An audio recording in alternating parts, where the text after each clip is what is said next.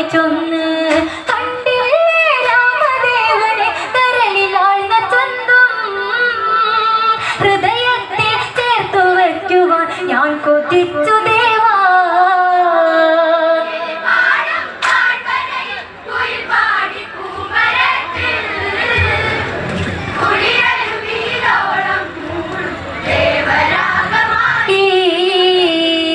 ഈ വർണ്ണം എന്തൊരു ചന്തം മാൻപേടഴകോലും ഒരു രൂപം ഇവളെന്നിൽ അരികിലണഞ്ഞാൽ അതുവഴി ആനന്ദം വന്നെന്നാൽ